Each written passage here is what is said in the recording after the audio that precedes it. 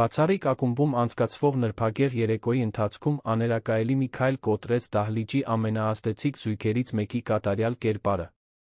Տասնյակ վկաների աչքի առաջ հայտնի գործադիր տնօրեններից մեկի իշխանության դիմակը սկսեց ճաքել, բացահայտելով գաղտնիքներ, որոնք երբեք չպետք է ի հայտ գային։ Մինչ բոլորը փորձում էին հասկանալ, թե իրականում ինչ էր պատահել, մի հասարակ բարմեն առաջ եկավ, նրա իրական ինքնությունը ամբողջ գիշերը շրջեց գլխի վայր։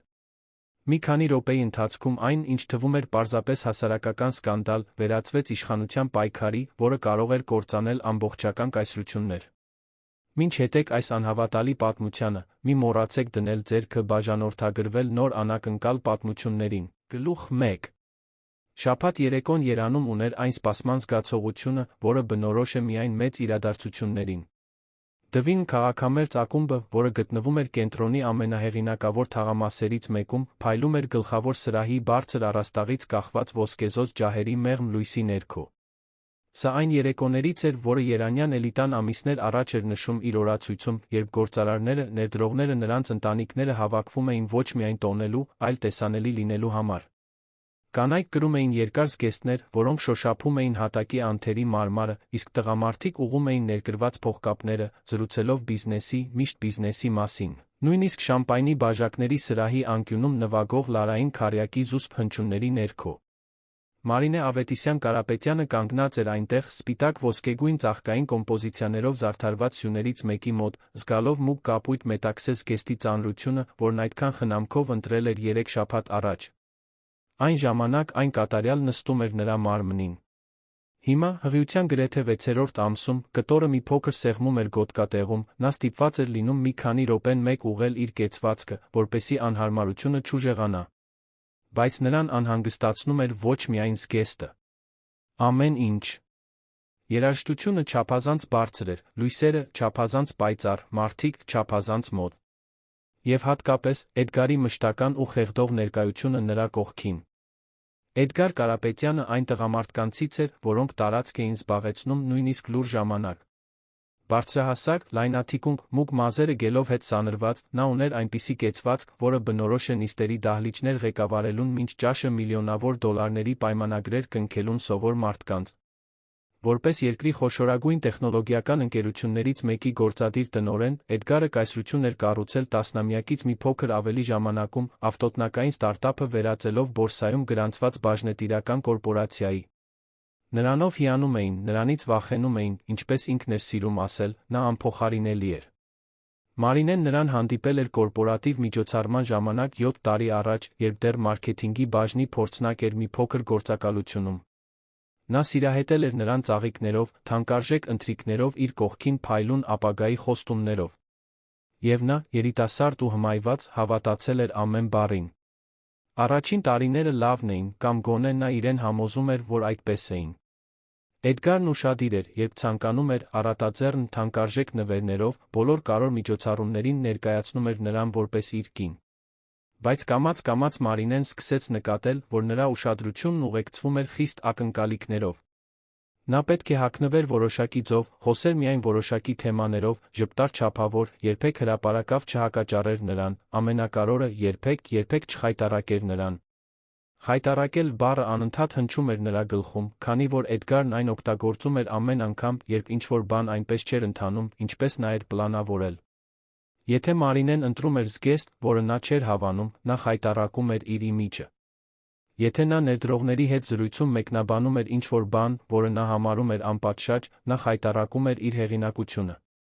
Եվ երբ նա հղիացավ, առանց նրա պլանավորման, Էդգարը սառը խոսքերով հեռուն այվածքով հասկացրեց, որ դա նույնպես անհարմարություն էր, որը խանգարում էր իր օրակարգին։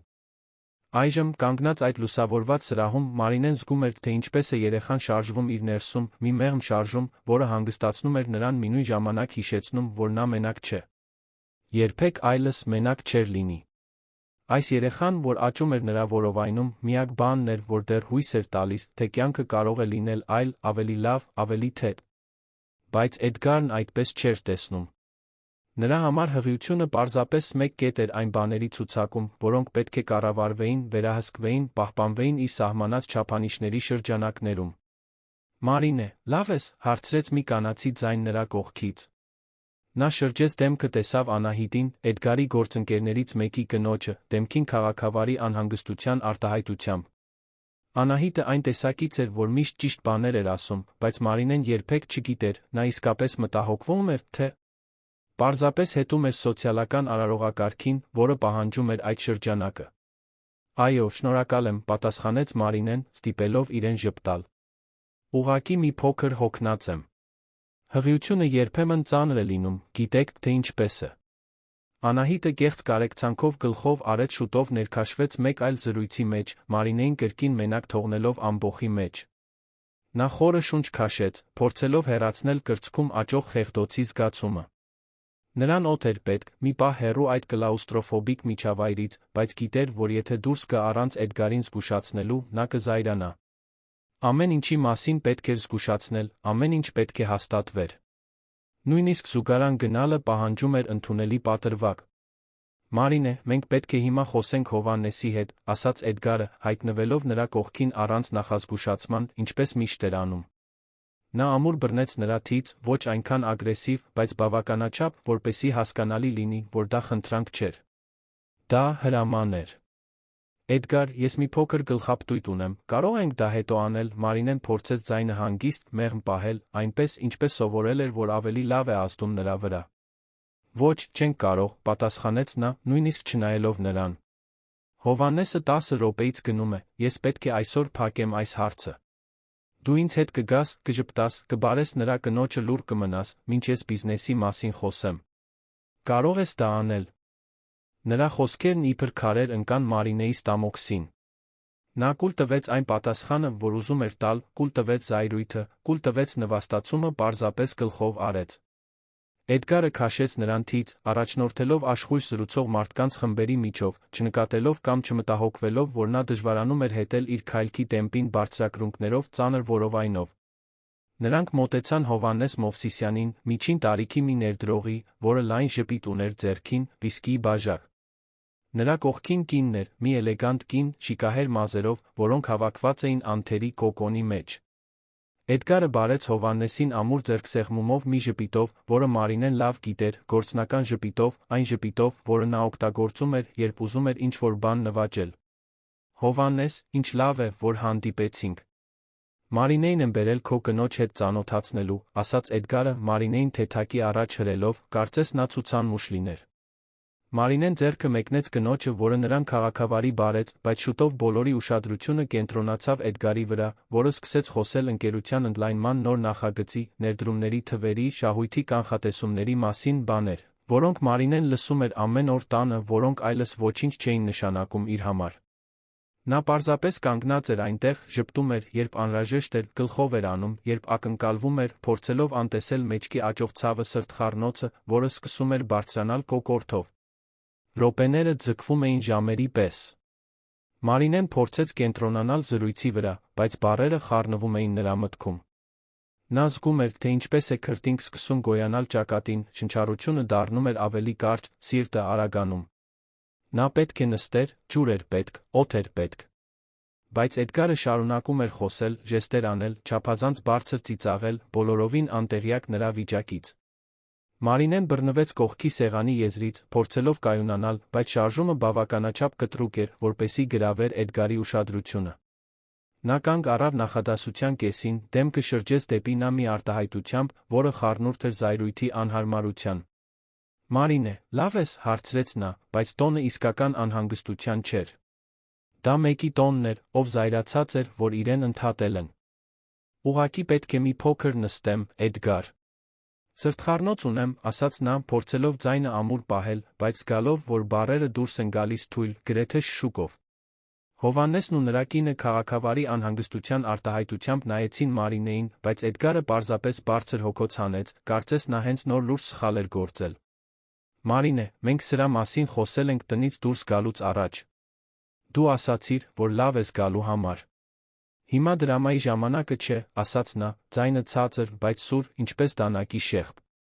Նա զգաց, թե ինչպես այտերը կարմրեցին ամոթից։ Դրամա։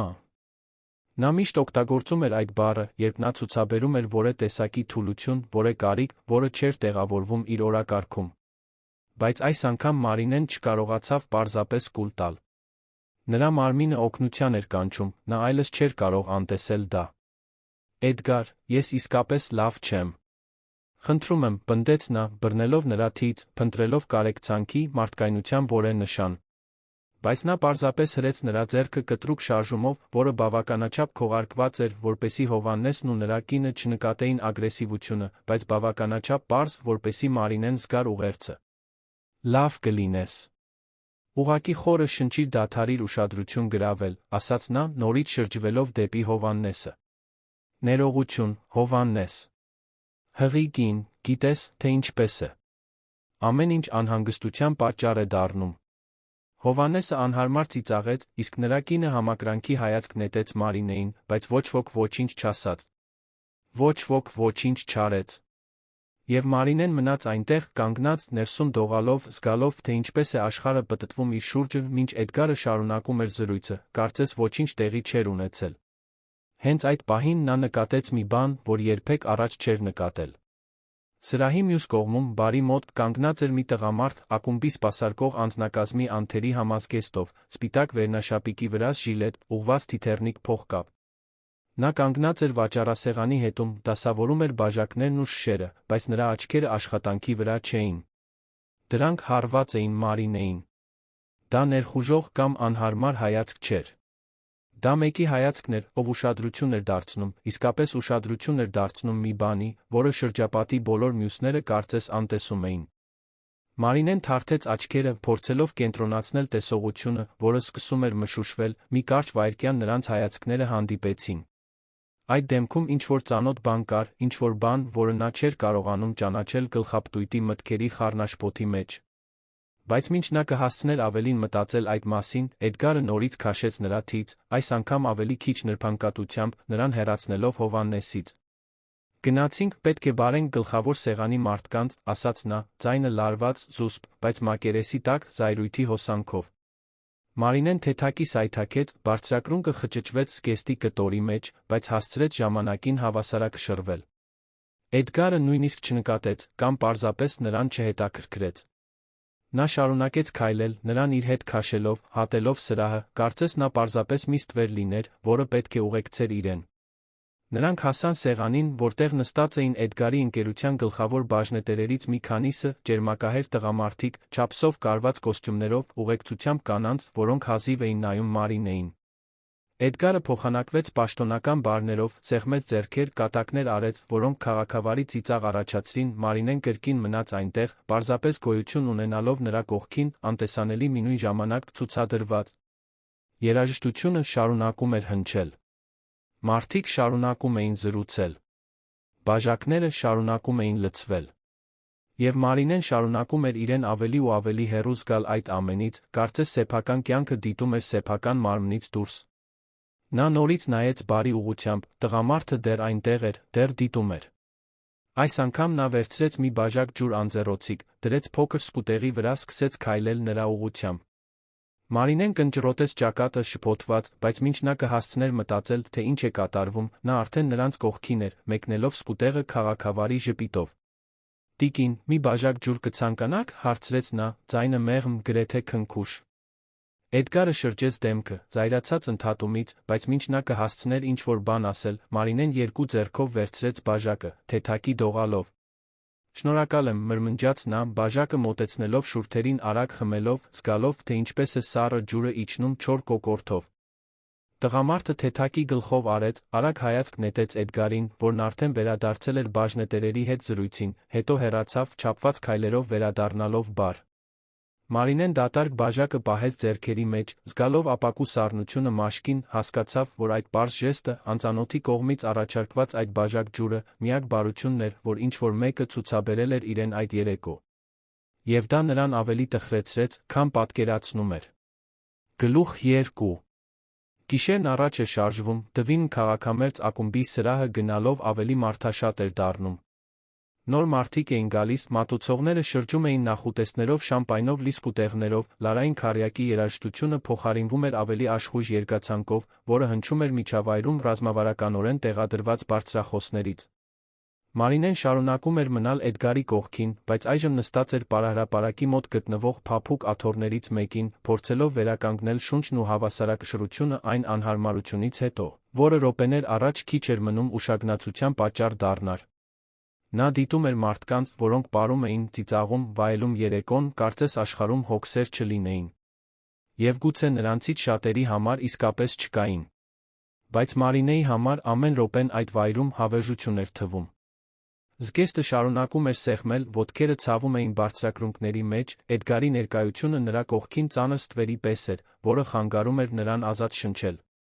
Էդգարը կանգնած էր նրանից մի քանի քայլ հեռու, աշխույժ զրուցելով Ռուբեն Պետրոսյանի, Երանի հարավային շրջանների խոշորագույն ներդրողներից մեկի հետ։ Ռուբենը հայտնի էր անշարժ գույքի շուկայում հարստություն դիզելով, այժմ իր ներդրումները բազմազանեցնում էր տեխնոլոգիաների ոլորտում, հենց այն տեսակի մարդ, որին Էդգարը մոլեռանդ ուշադրությամբ էր խնամում։ Մարինեն տասնյակ անգամներ լսել էր Ռուբենի անունը ուշ գիշերվա հեռախոսազրույցներում, միշտ ուղեկցությամբ աստղաբաշխական թվերի ընդլայնման ծրագրերի։ Մարինե, դու ուշադիր ես, Էդգարի ձայնը դանակի պես կտրեց նրա մտքերը։ Նա թարթեց աչքերը շփոթված, հասկացավ, որ Էդգարը, Ռուբենը նայում են իրեն, սպասելով ինչ-որ պատասխանի։ Բայց նա գաղափար չուներ, թե ինչի մասին էին խոսում։ Նա լիովին անջատվել էր զրույցից, կորած սեփական մտքերի մեջ։ Ներողություն, ինչ եղավ, հարցրեց նա, փորձելով ձայնը ամուր պահել, բայց զգալով, թե ինչպես է անհարմարության զգացումը իջնում իր վրա։ Ռուբենը երեխայի սենյակի մասին էր հարցնում, ասաց Էդգարը, ծնոտը լարված, աչքերը հառած նրան այնպիսի ուշքնությամբ, որը Մարինեն լավ գիտեր։ Դա այն մարդու հայացքն էր, ով զսպում էր զայրույթը, բայց միայն այն պատճառով, որ վկաներ կային։ Այո, սենյակը, արագ պատասխանեց Մարինեն, փորձելով միացնել կտորները, թե ինչ կարող էին հարցրած լինել։ Կամաց կահավորում ենք։ Դեռ չենք որոշել, կապովիտ կլինի, թե… Վարդագույն, ուզում ենք սպասել, իմանանք երեխայի սեռը։ Ռուբենը քաղաքավարի ժպտաց, բայց Մարինեն աչքի պոչով տեսավ, որ Էդգարը գոհ չէր։ Նա երբեք գոհ չէր լինում, երբ նա չէր գործում հենց այնպես, ինչպես ինքն էր ակնկալում։ Եվ այդ պահին նա գիտեր, որ ինչ-որ բանում ձախողվել է, նույնիսկ առանց իմանալու, թե կոնկրետ ինչում։ Սիրելիս, Ռուբենը պատմում էր այն սենյակի մասին, որը նրանք պատրաստել են իրենց թոռնիկի համար, ասաց Էդգարը, ձայնը ցածր, զուսպ, բայց լցված վատ քողարկված զայրույթով։ Նա հարցրեց, թե արդյոք մենք արդեն թեմա ընտրել ենք։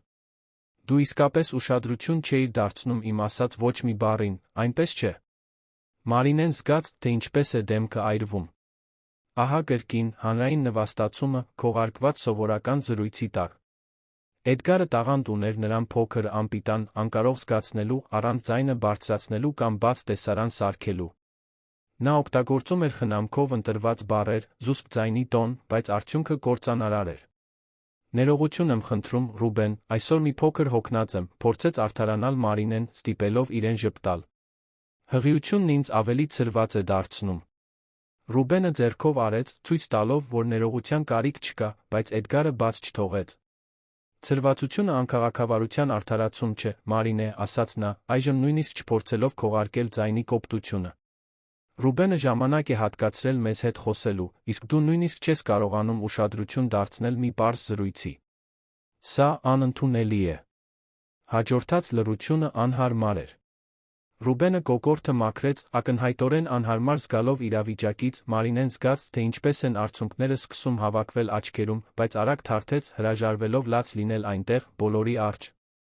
Նա Էդգարին այդ հաճույքը չէր պատճառի։ Ոչ այս անգամ։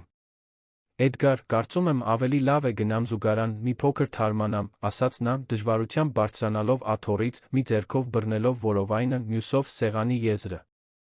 Ոչ, դու կմնաս այստեղ, պատասխանեց Էդգարը, բռնելով նրա դաստակը բավականաչափ ուժգին, որպեսզի նա կանգ առնի, բայց ոչ այնքան, որ տեսանելի հետքեր մնան։ Դու այստեղից չես գնա, ինձ մենակ չես թողնի, ստիպված լինելով բացատրել, թե ինչու կինս չի կարողանում իրեն մեծահասակի պես պահել սոցիալական միջոցառմանը։ Մարինեն անհավատ նայեց նրան։ Նա Էդգարի աչքերում տեսնում էր մի բան, որը վաղուց չէր տեսել, խորը, անկառավարելի զայրույթ, որը նա սովորաբար կարողանում էր թաքցնել պրոֆեսիոնալիզմի զսպվածության շերտերի տակ։ Բայց այդ երեկո ինչ-որ բան այլ էր։ Գուցե դա ալկոհոլն էր, որը նա խմում էր երեկույթի սկզբից ի վեր, գուցե բիզնեսի ճնշումը, կամ գուցե պարզապես այն փաստը, որ այսքան տարի հետո նա այլս կարիք չէր տեսնում ծածնելու, թե ով չէ։ Էդգար, դու ինձ ցավեցնում ես, ասաց Մարինեն շշուկով, փորձելով ազատել դաստակը, բայց նա ավելի ամուր սեղմեց։ Ռուբենը մի քայլ հետ արեց, ակնհայտորեն անհարմար զգալով իր արջ ծավալվող տեսարանից, բայց ոչինչ չասաց։ Ոչ ոք երբեք ոչինչ չէր ասում։ Մարդիկ տեսնում էին, նկատում էին, բայց նախընտրում էին մյուս կողմ նայել, քանի որ դա ավելի հեշտ էր, ավելի հարմար, ավելի անվտանգ։ Ուզում ես իմանալ, թե ինչն է ինձ ցավեցնում, Մարինե, ասաց Էդգարը, ձայնը ցածր, բայց թույնով լի։ Ինձ ցավեցնում է այն, որ ունեմ կին, որը չի կարողանում մի պարզ բան անել, քաղաքավարի զրույց վարել, առանց ինձ խայտառակելու։ Դու հղի ես, ոչ թե անաշխատունակ։ Այլ կանայք աշխատում են, տուն են պահում, դուրս են գալիս, նորմալ ապրում են հղի ժամանակ։ Իսկ դու դա օգտագործում ես որպես ամեն ինչի արդարացում։ Նրա խոսքերն իբր քարեր ընկան Մարինեի ստամոքսին։ Նա զգաց, թե ինչպես է շունչը կտրվում, սիրտը արագանում, տեսողությունը նորից մշուշվում։ Բայց այս անգամ դա միայն ֆիզիկական անհարմարություն չէր։ Դա ինչ-որ ավելի խորն էր, ավելի ցավոտ։ Դա այն պարզ անհերքելի գիտակցումն էր, որ այն տղամարդը, ում հետ նա ամուսնացել էր, այն տղամարդը, որը խոստացել էր սիրել պաշտպանել իրեն, նրան տեսնում էր միայն որպես աքսեսուար, դեկորատիվ իր, որը պետք է կատարյալ աշխատեր, այլապես կդեն-նետվեր։ Էդգարը վերջապես բաց թողեց նրա դաստակը, ձեռքը արամարանքի ժեստով մի կողմ հրելով, Մարինեն թեթակի սայթաքեց, բռնելով աթոռից, որպեսզի չընկնի։ Ռուբենը մրմնջաց ինչ-որ բան տուն գնալու անհրաժեշտության մասին արագ հեռացավ, նրանց երկուսին մենակ թողնելով սրահի այդ անկյունում, շրջապատված մարդկանցով, որոնք շարունակում էին պարել, զրուցել, ծիծաղել, բոլորովին անտեղյակ այն փոքրիկ դրամայից, որը ծավալվում էր հենց այնտեղ, նրանց մեջտեղում։ Մարինեն խորը շունչ քաշեց, փորձելով զսպել հույզերը, որոնք սպառնում էին դուրս հորթել։ Նա շուրջը նայեց, փնտրելով որևէ բարեկամական դեմք, մեկին, ով կարող էր օգնել իրեն, բայց գտավ միայն դատարկ հայացքներ քաղաքավարի ժպիտներ մարդկանց, որոնք հազիվ էին ճանաչում իրեն։ Եվ հետո, նրա աչքերը նորից հանդիպեցին բարի տղամարդուն։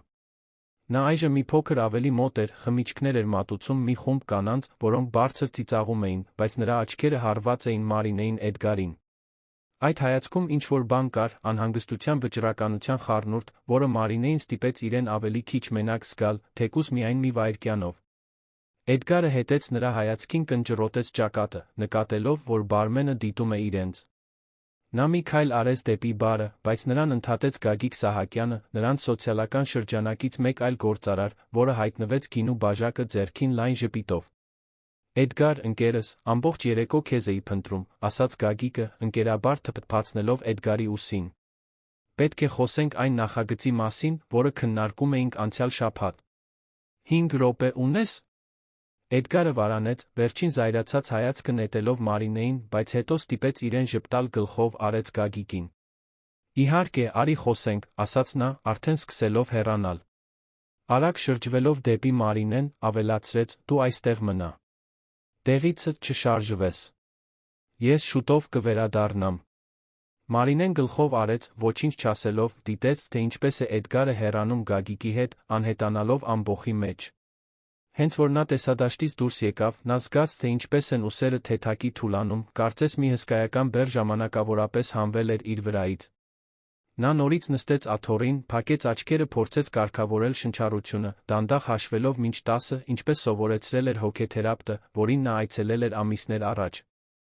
Բայց տեխնիկան այլս չէր օգնում։ Ոչինչ այլս չէր օգնում։ Տիկին, ձեզ օգնություն է պետք։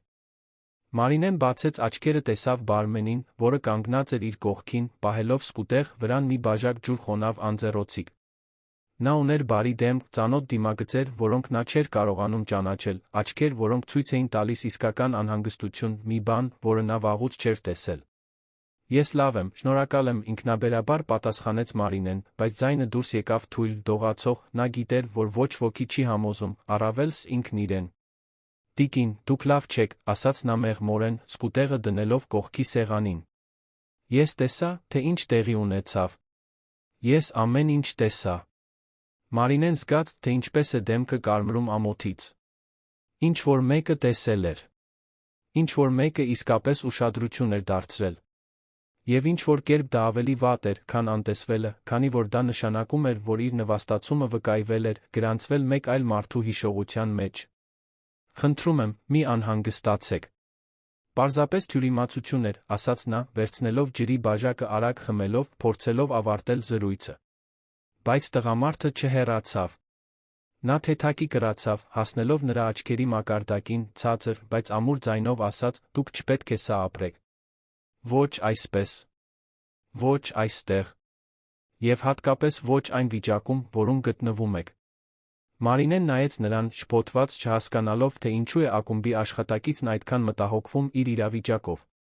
Բայց մինչ նա կհասցներ որևէ բան հարցնել, նա լսեց Էդգարի ձայնը, որը մտրակի պես կտրեց օդը։ «Դու ինչ ես անում այստեղ»։ Էդգարը վերադարձել էր, նրա արտահայտությունը մաքուր զայրույթ էր։ Նա արհամարհանքով նայեց բարմենին։ «Ես քեզ չեմ կանչել։ Վերադարձիր քո տեղը, արա քո գործը»։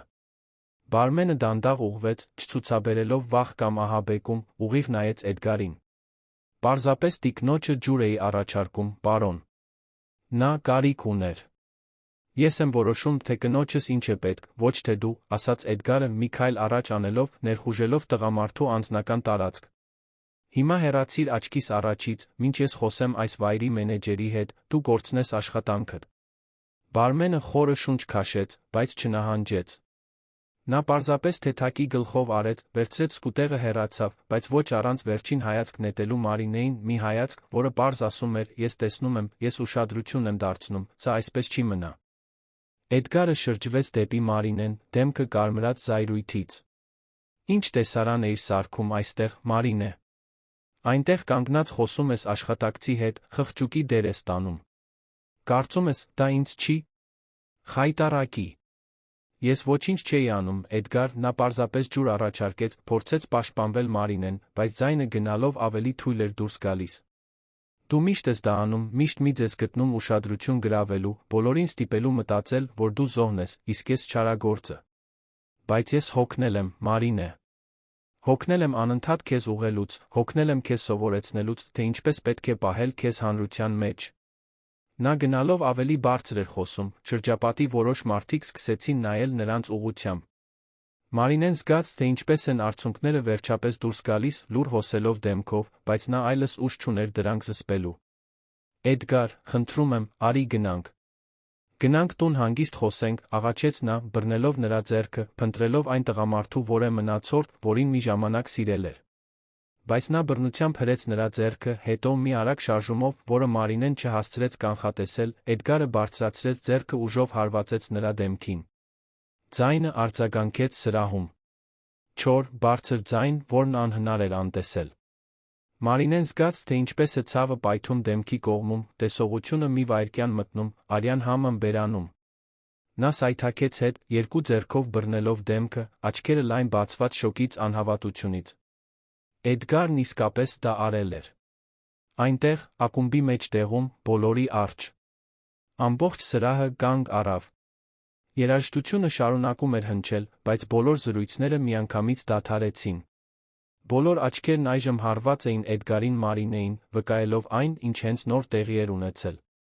Եվ կյանքում առաջին անգամ Մարինեն վախ տեսավ Էդգարի աչքերում։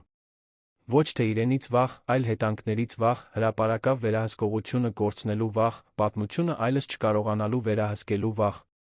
Գլուխ 3։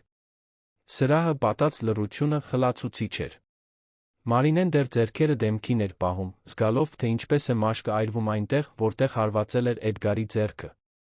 Նա կարող էր զգալ տասնյակ մարդկանց հայացքներն իր վրա, բայց ոչ ոք չէր շարժվում, ոչ ոք ոչինչ չէր ասում։ Կարծես բոլորը սառել էին ժամանակի մեջ, անկարող ընկալելու այն, ինչի ականատեսն էին դարձել։ Էդգարը նկատեց իր շուրջը տիրող լռությունը, անմիջապես փորձեց վերահսկել իրավիճակը, ինչպես միշտ էր անում։ Նա ստիպեց իրեն նյարդային ժպտալ, ձեռքերը բարձրացրեց, հաշտարար ժեստով նայեց շրջապատի մարդկանց, փորձելով նվազեցնել տեղի ունեցածի նշանակությունը։ «Ժողովուրդ, ժողովուրդ, ոչ մի լուրջ բան չկա», ասաց նա, ձայնը ստիպողաբար թեթ, կարծես պարզապես բացատրում էր մի փոքր թյուրիմացություն։ «Գիտեք, թե ինչպես է, հղի կինը զգայուն է դառնում, հորմոնները խաղում են»։ Նա սայթաքեց, ես փորձեցի բռնել նրան, բայց արդյունքում այլ բան թվաց։ «Ամեն ինչ կարգին է, այնպես չէ, Մարինե»։ Նա նայեց նրան, սպասելով, որ նա կհաստատի սուտը, որ նա կանի այն, ինչ միշտ էր անում, որ կպաշտպանի իր իմիջը, որ կկուլ տա նվաստացումը առաջ կշարժվի։ Բայց Մարինեն չէր կարողանում խոսել։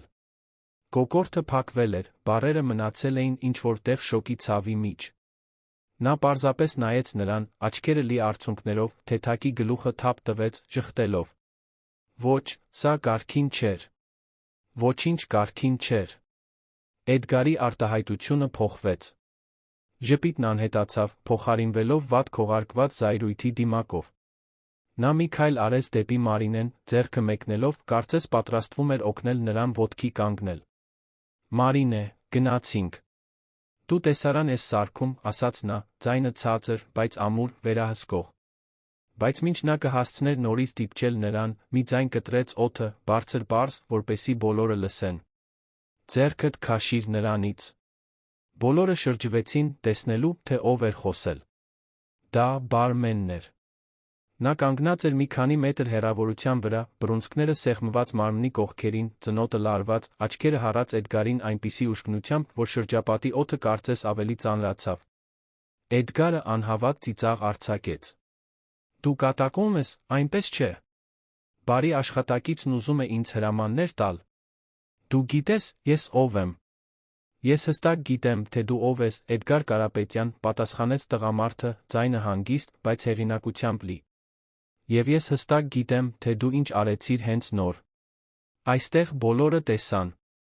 Եվ դու նրան այլս չես դիպչի։ Էդգարը երկու քայլ արեց դեպի բարմենը, կուրծքը դուրս ցած, փորձելով վախեցնել տղամարդուն իր ֆիզիկական ներկայությամբ։ Դու սրա համար աշխատանքդ կկորցնես։ Ես կխոսեմ այս ակումբի սեփականատիրոջ հետ, կերաշխավորեմ, որ դու այլս երբեք չաշխատես Երանի որե պատշաճ վայրում։ Դու չգիտես, թե ում հետ ես գործ բռնել։ Բարմենը չնահանջեց։ Իրականում նա մի քայլ առաջ արեց, կանգնելով Էդգարի Մարինեի միջ, ստեղծելով ֆիզիկական պատնեշ, որը պարզ ցույց տվեց, որ նա թույլ չի տա Էդգարին նորից մոտենալ նրան։ Դու ճիշտ ես, Էդգար։ Ես հստակ գիտեմ, թե ում հետ եմ գործ բռնել։ Հարցն այն է, դու գիտես, թե ում հետ ես գործ բռնել։ Էդգարը կնճռոտեց ճակատը, շփոթված հարցից։ Հյուրերի մեջ սկսվեցին որոշ շուկներ, մարդիկ հարցնում էին միմյանց, թե ինչ է կատարվում, ով է այդ տղամարդը, ինչու է նա դիմակայում քաղաքի ամենահզոր գործարարներից մեկին։ Բարմենը թեթակի շրջվեց, նայելով Մարինեին, երբ նա մոտիկից տեսավ նրա աչքերը, վերջապես հասկացավ, թե ինչու էր նա այդքան ծանոթ թվում։ Այդ աչքերը նույնն էին, ինչ իրենը։ Նույն մոխրագույն կանաչ գույնը, նույն թեթակի նշած տեսքը, նույն փոքրիկ կնճիռները անկյուններում, երբ նա ժպտում էր։ Եվ հետո, ինչպես մառախուղը ճեղքող կայծակ, Մարինեն հասկացավ, թե ով է նա։ Լոն, շշնջաց նա, ձայնը հազիվ դուրս գալով կոկորդից։ Տղամարդը թեթակի ժպտաց, տխուր, բայց սիրով լի ժպիտով։ Ողջույն, Մարի։ Կներես, որ այդքան ուշ հայտնվեցի։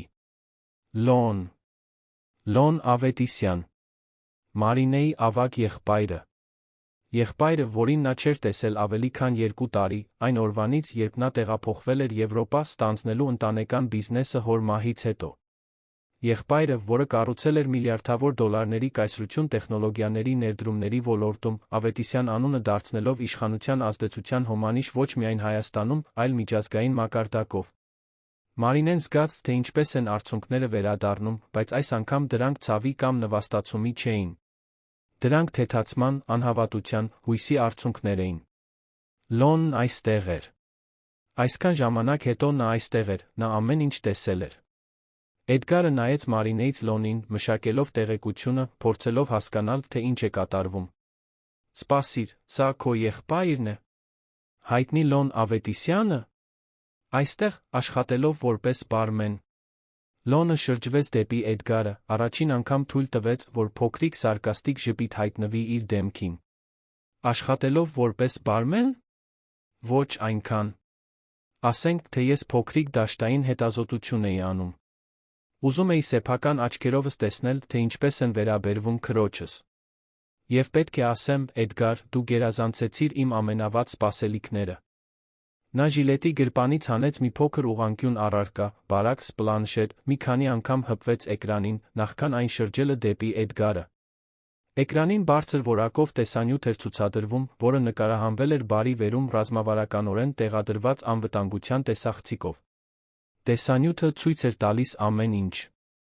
Էդգարը, որ ուժով բռնել էր Մարինեի դաստակը, դաժան խոսքերը, որ նա ասել էր, այն պահը, երբ նա բարձրացրեց ձեռքը հարվածեց նրա դեմքին։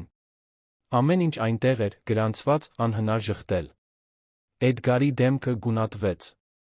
Նա նայեց պլանշետին, հետո Լոնին, հետո շրջապատի մարդկանց, որոնք այժմ մոտենում էին, փորձելով նույնպես տեսնել տեսանյութը։ Ինչ-որ մեկը հանեց իր սեփական հեռախոսը, սկսեց նկարահանել պլանշետի էկրանը։ Մեկ ուրիշը նույնն արեց։ Մի քանի վայրկյանի ընթացքում տեսանյութը նկարահանվում էր բազմաթիվ անկյուններից, տարածվում, սփռվում։ Սա ոչինչ չի ապացուցում, կակազեց Էդգարը, փորձելով վերականգնել իրավիճակի վերահսկողությունը։ Դա պատահար էր, ես արդեն բացատրեցի։ Լոնն անջատեց պլանշետը, նորից դրեց գրպանը։ Պատահար։ Հետաքրքիր է։ Որովհետև այն, ինչ ես տեսա, բացահայտ ագրեսիա էր, որի ականատեսն էին այս սրահում ավելի քան 50 մարդ։ Եվ հիմա, այս տեսանյութի շնորհիվ, ականատես կլինի յուրաքանչյուրը, ով ցանկանա տեսնել։ Ներառյալ քո ընկերության խորհրդի անդամները, ներդրողները, բաժնետերերը։ Նրանք բոլորը կտեսնեն, թե դու ինչպիսի մարդ ես։ Էդգարը մի քայլ հետ արեց, իրավիճակի իրականությունը վերջապես սկսում էր ներթափանցել նրա մտքի մեջ։ Նա շուրջը նայեց, տեսնելով այն մարդկանց դեմքերը, որոնք րոպեներ առաջ հիանում էին իրենով, հարգում էին իրեն, վախենում էին իրենից։ Այժմ այդ նույն դեմքերը նայում էին նրան զզվանքով, դատապարտմամբ, քննադատությամբ։ Դու չես կարող դա անել, ասաց նա, ձայնը առաջին անգամ դողալով։ Դու իրավունք չունես միջամտելու իմ ամուսնությանը, բացահայտելու իմ անձնական կյանքը։ Քո ամուսնությանը, Լոնը դառը ծիծաղեց։ Դու կորցրեցիր դա ամուսնություն անվանելու իրավունքը այն պահին, երբ ձեռք բարձրացրիր քրոջս վրա։ Իսկ ինչ վերաբերում է քո անձնական կյանքը բացահայտելուն, դու դա ինքդ արեցիր, երբ որոշեցիր հարձակվել նրա վրա հանրության մեջ, վկաների առջ։ Ես պարզապես երաշխավորում եմ, որ ճշմարտությունը չի թաղվի քո ստերի մանիպուլյացիաների տակ։ Մարինեն շարունակում էր նստած դիտել, թե ինչպես է ամեն ինչ ծավալվում, կարծես ֆիլմի տեսարան լիներ։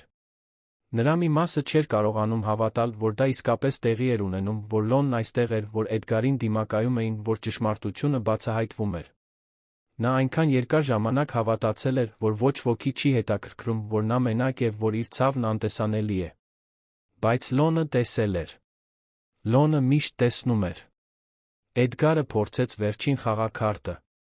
Նա շրջվեց դեպի շրջապատի մարդիկ, հատկապես դեպի գործարար տղամարդիկ, որոնց ճանաչում էր, փնտրելով որևէ աջակցություն։ Ժողովուրդ, դուք ինձ ճանաչում եք։ Դուք գիտեք, թե ես ինչպիսի մարդ եմ։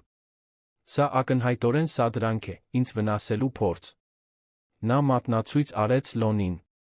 Այս մարդը փորձում է ոչնչացնել իմ հեղինակությունը, քանի որ ինչ-որ անձնական վրեժխնդրություն ունի իմ դեմ։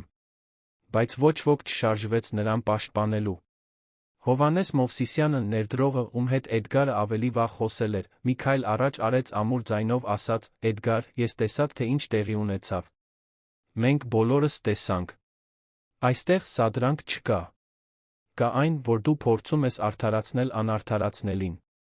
Ռուբեն Պետրոսյանը, որը ականատես էր եղել նախորդ նվաստացման մի մասին, համաձայնության նշանով գլխով արեց։ Դու կորցրեցիր գլուխդ, Էդգար։ Եվ հիմա պետք է դիմակայես հետանքներին։ Էդգարը շուրջը նայեց, հուսահատ փնտրելով բարեկամական դեմք, մեկին, ով պատրաստ կլիներ իր կողքին կանգնել, բայց գտավ միայն սառը հեռու հայացքներ։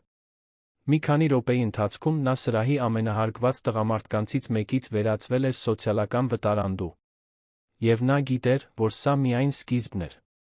Լոնը կռացավ Մարինեի կողքին, նրբորեն ձեռքը դնելով նրա ուսին։ Մարի, լավ ես։ Ուզում ես բժիշկ կանչեմ։ Մարինեն գլուխը թափ տվեց, դեռ մշակելով ամեն ինչ։ Ես ուղղակի ուզում եմ գնալ։ Խնդրում եմ, ինձ այստեղից հանիր։ Իհարկե, ասաց նա մեղմորեն, օգնելով նրան ոտքի կանգնել։ Գնանք հիվանդանոց, ստուգենք, թե դու երեխան լավ եք։ Հետո ամեն ինչ կլուծենք։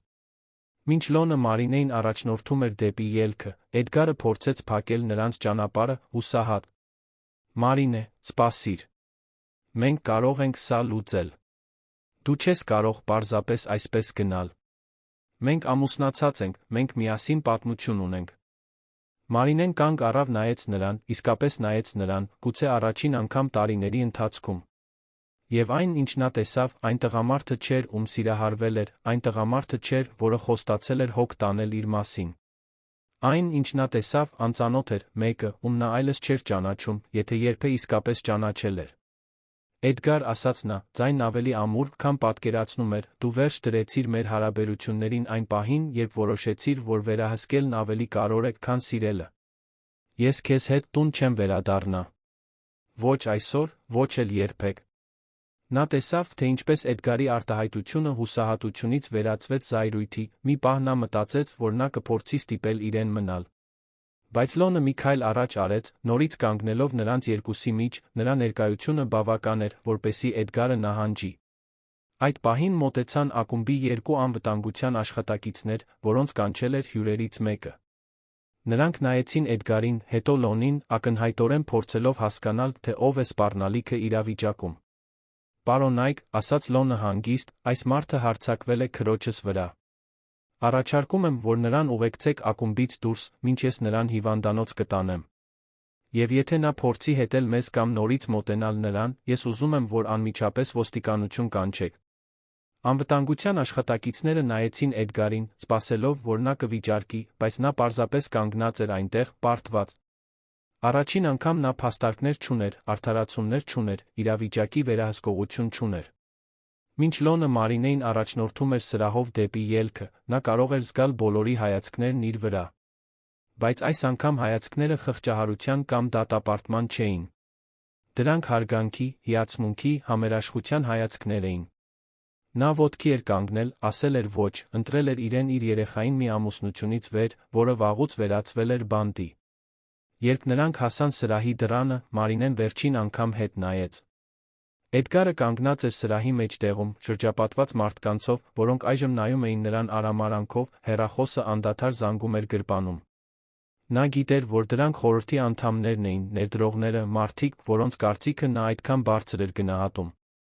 Եվ նա գիտեր, որ նրա կյանքը, ինչպես նա գիտեր այն, պատրաստվում էր ամբողջությամբ փլուզվել։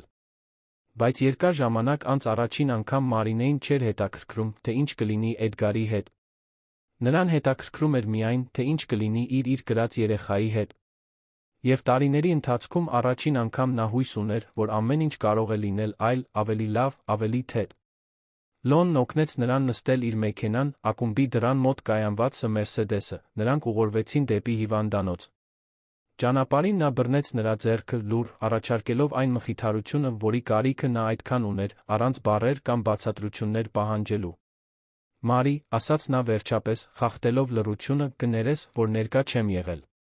Հոր մահից հետո ես այնքան խորասուզվեցի բիզնեսի, ընկերության մեջ, որ արդյունքում հեռացա քեզնից։ Բայց ես երբեք չեմ դադարել անհանգստանալ։ Երբեք չեմ դադարել քեզ սիրել։ Արցունքները նորից սկսեցին հոսել Մարինեի դեմքով, բայց այս անգամ դրանք թեթացման արցունքներ էին։ Ես մտածում էի, որ մենակ եմ, Լոն։ Մտածում էի, որ ոչ ոք չի տեսնում, ոչ ոքի չի հետաքրքրում։ Ես միշտ տեսել եմ, Մարի։ Եվ երբ սկսեցի կասկածել, որ ինչ-որ բան այն չէ, ես վերադարձա։ Կապ հաստատեցի ակումբում, ներթափանցեցի որպես աշխատակից, որպեսզի կարողանամ մոտիկից դիտել։ Ես պետք է համոզված լինեի, նախքան գործելը։ Եվ այսօր, երբ տեսա, թե նա ինչ արեց քեզ հետ, ես իմացա, որ այլս չեմ կարող սպասել։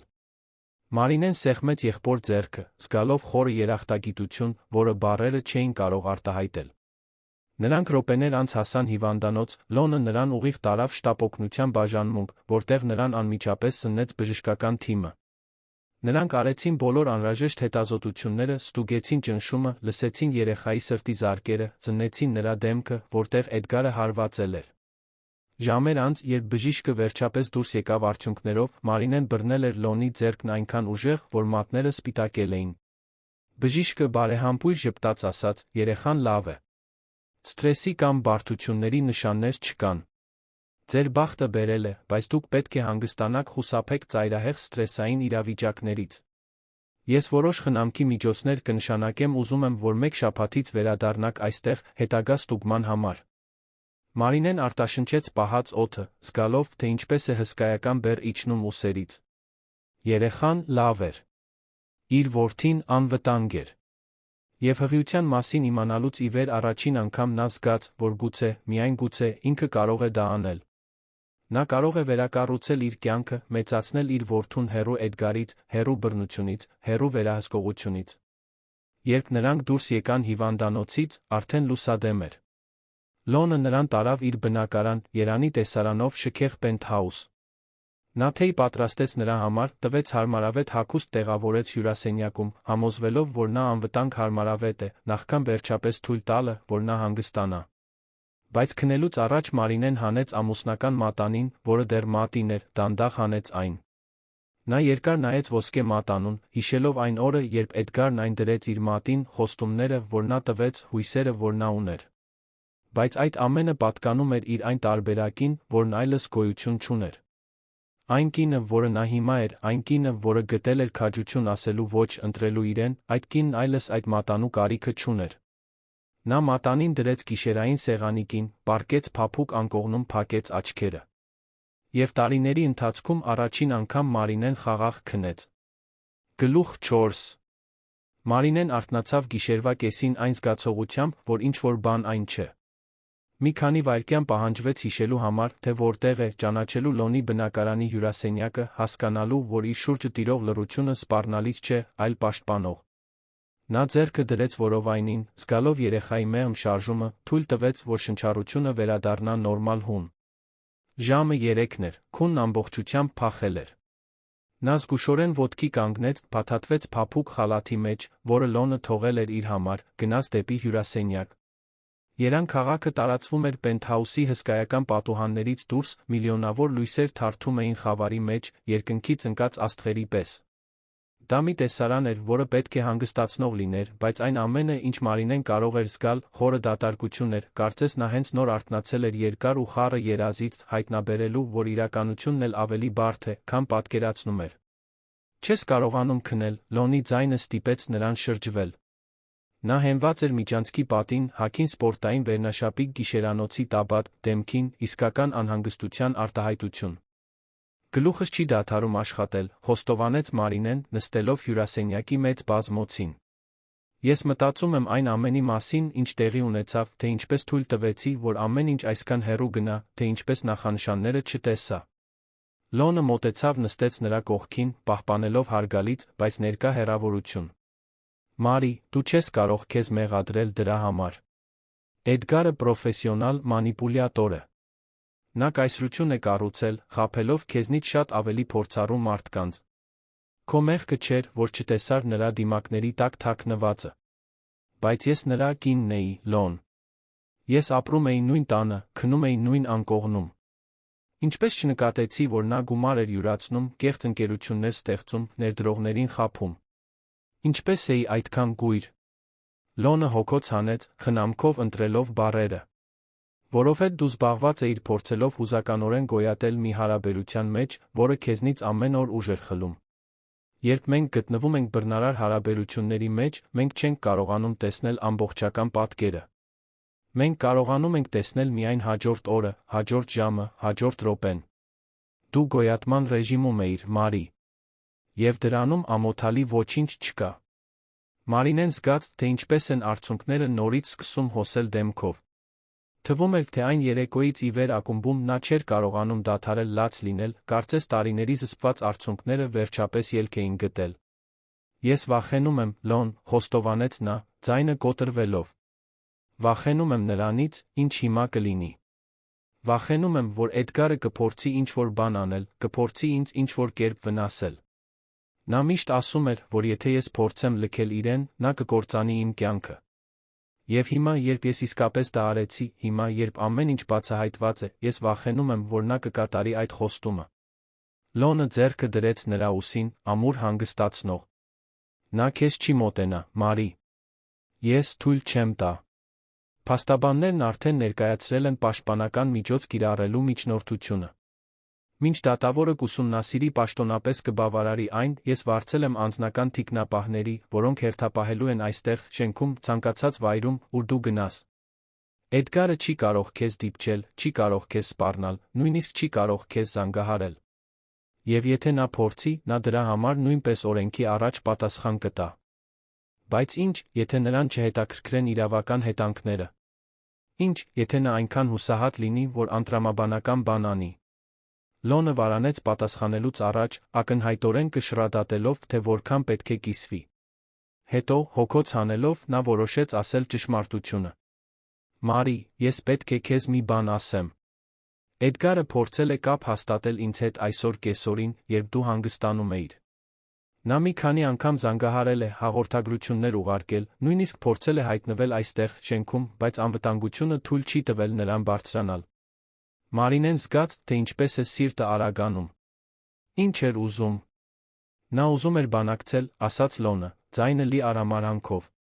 Ասաց, որ եթե ես դադարեցնեմ հետաքննությունները, եթե ես անհետացնեմ տեսանյութը, եթե ես համոզեմ քեզ չդիմել ամուսնալուծության, նա լուր կմնա որոշ գործարքների մասին, որոնք մենք միասին արել ենք տարիներ առաջ։ Փորձեց շանտաժի ենթարկել ինձ, հիմնականում։ Եվ ինչ պատասխանեցիր։ Ես ասացի, որ նա կարող է փորձել ինձ սպառնալ որքան ուզում է, բայց դա չի ստացվի։ Որովհետև, ի տարբերություն նրա, ես թաքցնելու ոչինչ չունեմ։ Այն գործարքները, որոնք մենք արել ենք, բոլորը օրինական էին, փաստաթղթավորված, թափանցիկ։ Եվ նույնիսկ եթե այդպես չլիներ, ես երբեք չէի պաշտպանի մի մարդու, ով ձեռք է բարձրացրել քրոջս վրա։ Երբեք։ Մարինեն նայեց եղբորը, զգալով խորը երախտագիտություն, որը բառերը չէին կարող արտահայտել։ Շնորհակալ եմ, Լոն։ Այստեղ լինելու համար։ Ինձնից հույսը չկտրելու համար, նույնիսկ երբ ես ամբողջովին կորած էի։ Դու իմ ընտանիքն ես, Մարի։ Միակ ընտանիքը, որ մնացել է ինձ։ Ես երբեք քեզնից հույսս չէի կտրի։ Նրանք որոշ ժամանակ նստեցին այնտեղ, հարմարավետ լռության մեջ, մինչ Մարինեն վերջապես բավականաչափ հանգիստ զգաց իրեն, նորից քնելու փորձելու համար։ Լոնը նրան ուղեկցեց մինչ սենյակ, սպասեց, որ նա պառկի, միայն հետո վերադարձավ իր սենյակ։ Բայց Մարինեն չքնեց։ Նա պառկած էր խավարի մեջ, նայելով առաստաղին, մտածելով այն ամենի մասին, ինչին պետք է դիմակայեր առաջիկա օրերին, առաջիկա շաբաթներին, առաջիկա ամիսներին։ Ամուսնալուծությունը, հետաքննությունները, հղիությունը, մայրությունը։ Ամեն ինչ այնքան վախեցնող էր, այնքան ճնշող։ Բայց միևնույն ժամանակ, տարիների ընթացքում առաջին անգամ, դա նա ազատագրող էր։ Որովհետև այդ բոլոր ընտրությունները, այդ բոլոր որոշումները, այդ բոլոր պայքարները լինելու էին իրենը։ Ոչ թե Էդգարինը։ Իրենը։ Հաջորդած օրերը փաստաբանների, բժիշկների, հոգեբանների հետ հանդիպումների հորցանուտ էին։ Լոնը Մարինեի համար իսկական աջակցության թիմ էր հավաքել, երաշխավորելով, որ նա կունենա բոլոր անհրաժեշտ գործիքները իր կյանքը վերակառուցելու համար։ Ընտանեկան իրավունքի փաստաբանները երանի լավագույններն էին, մասնագիտացած ընտանեկան բռնության գործերով, անխոնջ աշխատում էին երաշխավորելու, որ ամուսնալուծության գործընթացը լինի արագ բարենպաստ Մարինեի համար։ Հանդիպումներից մեկի ժամանակ, փաստաբանական գրասենյակի կոնֆերանս սրահում, Մարինեն նստեց բժիշկ Նարինե Վարդանյանի դիմաց, միջին տարիքի մի կնոջ, որի ճերմակահեր մազերը հավաքված էին էլեգանտ կոկոնի մեջ, իսկ աչքերը ցույց էին տալիս ինչպես պրոֆեսիոնալիզմ, այնպես էլ կարեկցանք։ Մարինե, ասաց Նարինեն, բացելով փաստաթղթերով լի թղթապանակ, ես ուզում եմ, որ դուք հասկանաք այն իրավիճակի լրջությունը, որում մենք գտնվում ենք։ Բռնության տեսանյութը ավելի քան բավարար ապացույց է, անհապաղ պաշտպանական միջոց ստանալու ամուսնալուծության գործընթացն արագացնելու համար։ Բայց Էդգարը վարձել է նույնքան ագրեսիվ փաստաբանների թիմ, նրանք կփորձեն նվազեցնել տեղի ունեցածի նշանակությունը, կփորձեն ներկայացնել, թե դա եզակի դեպք էր, որ դուք չափազանցնում եք, որ հղիությունը ձեզ հուզականորեն անկայուն է դարձնում։ Մարինեն զգաց, թե ինչպես է ստամոքսը խառնվում։ Նրանք իսկապես կարող են դա անել։ Այն ամենից հետո, ինչ տեղի ունեցավ, այն բանից հետո, երբ բոլորը տեսան։ Նրանք կփորձեն, ազնվորեն պատասխանեց Նարինեն։ Դա ընդհանուր մարտավարություն է ընտանեկան բռնության գործերում։ Վարկաբեկել զոհին, կասկածի տակ դնել նրա հոգեկան առողջությունը, ենթադրել, որ նա մանիպուլյացիայի է ենթարկում իրավիճակը։ Բայց մենք թույլ չենք տա դա տեղի ունենա։ Մենք ունենք վկաներ, ունենք տեսանյութ, ունենք այն գիշեր ներկա գտնվող մի քանի մարդկանց ցուցմունքները։ Եվ ամենակարևորը, մեր կողմից է ճշմարտությունը։ Իսկ ֆինանսական հարցերը, հարցրեց Մարինեն անհանգստացած։ Եթե Էդգարին հետաքննում են խարդախության համար, դա ազդում է ամուսնալուծության վրա։ Եվ այո, ոչ, բացատրեց Նարինեն։ Քրեական հետաքննությունները առանձին են ամուսնալուծության գործընթացից, բայց կարող են ազդել գույքի բաժանման վրա։ Եթե ապացուցվի, որ Էդգարը ապօրինի գումար է ստացել, այդ գույքը կարող է բռնագրավվել իշխանությունների կողմից նույնիսկ մինչ ամուսնալուծության ժամանակ բաժանվելը։ Բայց կա նաօրինական գույք, անշարժ գույք, ներդրումներ, որոնք արվել են մինչ ապօրինի գործունեության սկսվելը։ Դուք իրավունք ունեք դրանց ձեր բաժնի վրա։ Ես ոչինչ չեմ ուզում, որը եկել է կեղտոտ փողից, ամուր ասաց Մարինեն։ Եթե ինչ-որ ապօրինի բան կա, թող հանձնվի իշխանություններին։ Ես ուղղակի բավականաչափ եմ ուզում, իմ կյանքը նորից սկսելու որդուս արժանապատվորեն մեծացնելու համար։ Նարինեն ժպտաց, ակնհայտորեն տպավորված Մարինեի ազնվությամբ։ Դա հիացմունքի արժանի է, Մարինե։ Եվ մենք կաշխատենք հենց դա ապահովելու համար։ Երբ հանդիպումն ավարտվեց, Մարինեն դուրս եկավ գրասենյակից, միաժամանակ զգալով թեթացում հյուծվածություն։ Լոնը սպասում էր նրան ընդունարանում, նրանք միասին գնացին դեպի մեքենան, որտեղ սպասում էր Լոնի վարձած անձնական վարորդը։ Բնակարան վերադառնալու ճանապարհին Մարինեն նայում էր պատուհանից, դիտելով Երանը, որն արագ անցնում էր դրսում։